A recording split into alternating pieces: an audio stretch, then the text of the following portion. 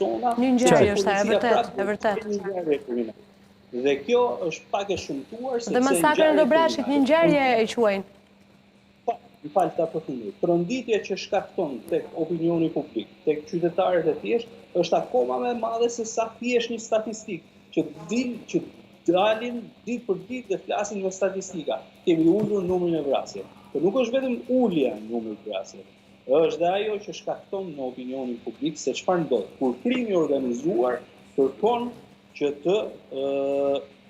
të mbarojë dhe të godas gjithmonë kur ai do. Dhe këtë gjë ka treguar se e bën gjithmonë kur krimi organizuar do të godas, dhe policia asnjëherë nuk është aty. Nuk po flas për të parandaluar, sepse parandalimi është gjë e madhe, por po flas se për parandalim me këtë inteligjencën policore çfarë bëjnë ta, dalin dhe parandalojnë, nuk e di sa gjëra kot, po kur vjen puna për të parandaluar nuk ndodh asnjëherë në Shqipëri krime të tilla, mos flasin më pas për të kapur apo për të ndaluar grupe. Kanë parandaluar Juli edhe ngjarje të rënda, po kur kanë dashur ose më saktë. Po kë ngjarje të rëndë kanë parandaluar se tani më thuaj një ngjarje të rëndë që kanë parandaluar përveç se rastet kur ka pasur indicje për krim familje. Vetëm këto kanë parandaluar policia. Ju kanë parandaluar dhe ngjarje të rënda, për shembull Amarildo Nikolli në Vlorë e parandaluan. Një tjetër personazh të njohur të botës krimit në Lezhë e parandaluan.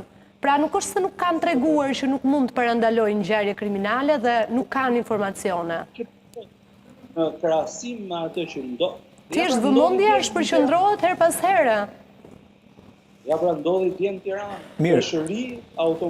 Meqense jemi këtu, se Juli thot mund të ishte parandaluar, ishte le të themi mund të ishte parandaluar dhe ishte paralajmëruar një ngjarje e tillë. Tani doja të pyesja, kemi informacione Aida nëse babai i Iroan Brahimit, pra Gjovelin Prendi, ishte ndjer i kërcënuar, kishte kërkuar mbështetjen e policisë apo bashkëshortja e Iroanit. Kemi informacion në lidhje me këtë? Asnjëri prej të dyve.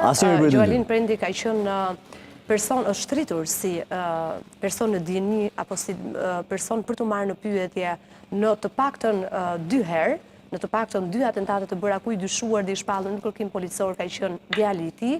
Dhe në të dyja rastet, sidomos në mos gaboj në vrasjen e Gentian Betjas, ka thënë që unë nuk kam kontakte me tim birë dhe nuk e di se ku ndodhet, kam shumë kohë pa biseduar me to. Dhe ka vazhduar jetën e tij i qetë, sepse normalisht ishte edhe në punë mbrëmjen e kaluar përpara se sa të bëj atentat dhe të ndronte jetë.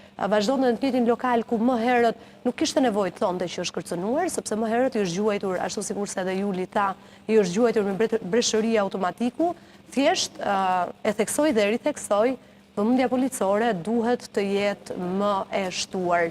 E di që është e pamundur patjetër, sepse kur krimi i organizuar e ka ndarë mendjen për ta kryer një ngjarje, do ta gjej mënyrën dhe kohën kur do që të vi dhe me të gjitha kushtet që lypen dhe me të gjitha nevojat që mund të ketë sa do e kushtueshme të jetë një ngjarje, por janë disa raste të caktuara që me të drejtë Juli thot janë të paralajmëruara dhe mund të ishin parandaluar. E kuptova. Më lejoni që të përcjell nga bashkëshortja nuk ka ndonjë. Po, e kuptova. Denoncim. Më lejoni të përcjell edhe informacionin e fundit siguruar nga Euronews Albania, 2 vëllezërit e mitur duket se do të transportohen drejt Italisë për të marrë një shërbim, pra një kurim edhe më të specializuar. Kam edhe një pyetje të fundit, Juli.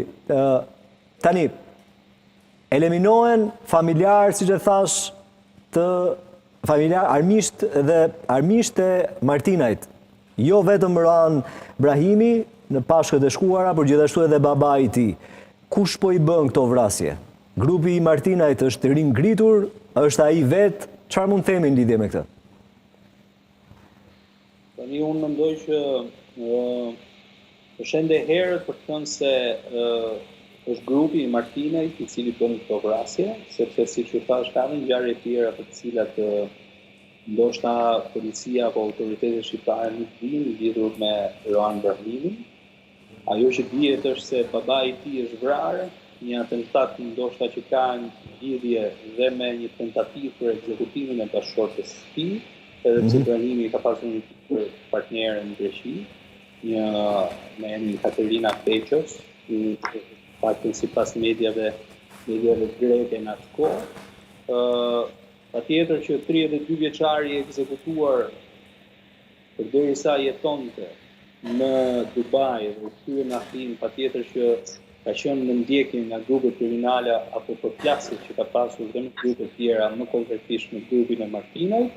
Megjithatë është policia, ajo që ndoshta të jap një variant punim me prokurorin për të sqaruar të gjithë dinamikën, sepse mund të ketë lidhje edhe me ekzekutimin e Gentian Betjas, mund të ketë lidhje sepse në ekzekutimin e Gentian Betjas doli që një i afërmit i Ibrahimit ishte pjesë e këtij atentati dhe do të shohim se cilat janë të dhënat e policisë dhe prokurorisë, sepse është shumë e vështirë për të përcaktuar se kush goditi Rohan Ibrahimin apo dhe babain e tij. E kuptova. Që u goditi Rohan, videoja e babait tregon që ka një mlef shumë të lartë, sepse aq më tepër tentativa për të goditur fëmijët dhe bashkëshortin, mlefi është akoma më i lartë.